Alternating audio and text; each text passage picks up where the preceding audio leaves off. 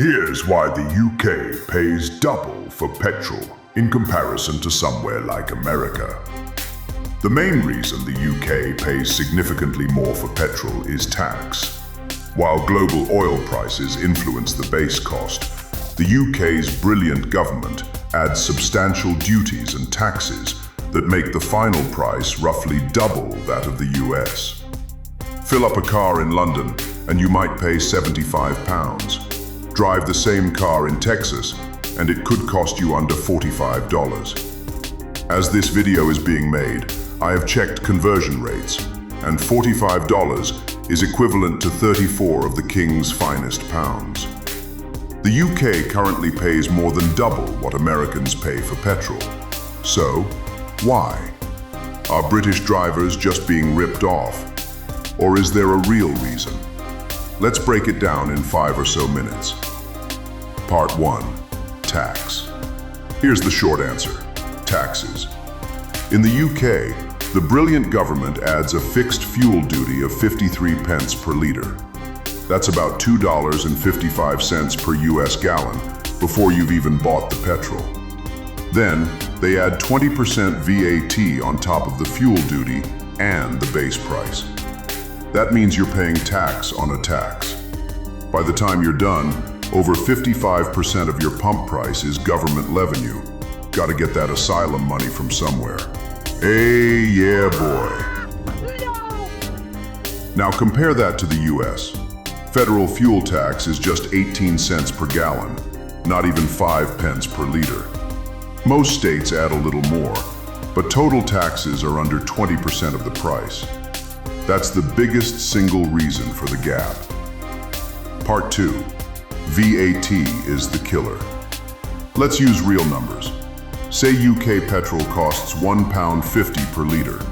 About 53 pence is fuel duty. Another 25 pence is VAT. That's 78 pence in tax.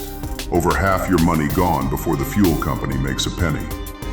In the US, a $3.50 gallon might have just 50 cents of tax. The rest is the actual fuel. So even if the base price of oil is identical, the UK price starts way higher. Part 3. Why doesn't the UK just cut taxes? You might be thinking, just cut the tax then. But here's why they don't. UK governments use fuel tax as a massive revenue source. It brings in over £25 billion a year. That helps pay for roads that never get fixed. Also for things like an underfunded NHS, schools that have widespread behavioral problems, and a crap army that cannot fully meet its NATO Article 3 obligations. Plus, high petrol prices encourage people to drive less because they can't really afford to keep putting money in the government's pocket. The government will encourage you to take trains or buy electric cars, which fits the UK's climate goals. In the US, car culture is much more built in, and political pressure keeps fuel taxes very low. The US sees driving not as a choice, but a necessity. Most US cities were built around cars after World War II. Suburbs are spread out, public transit is weak or non-existent, and walking/biking is often impractical. For millions of Americans, there's no alternative to driving to work, school, or a grocery store. Raising fuel taxes would hit them directly as a regressive tax on daily survival, so politicians avoid it. Also, just a little side note. Fuel prices will never come down in the UK until the government gets its spendings in order. The UK government wastes so much that it really can't afford to cut taxes at all. The UK's spending has faced significant criticism for £131 billion in scandalous, wasteful expenditures since the last election, covering everything from failed asylum projects. Nearly £100 million wasted on failed housing initiatives like the Bibi Stockholm barge and North Eye site. Wasted or unused PPE. £50,000 spent on shrimp health in Bangladesh.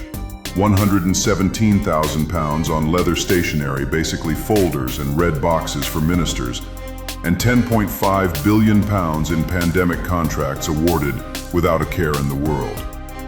So no, UK drivers aren't being secretly overcharged by oil companies.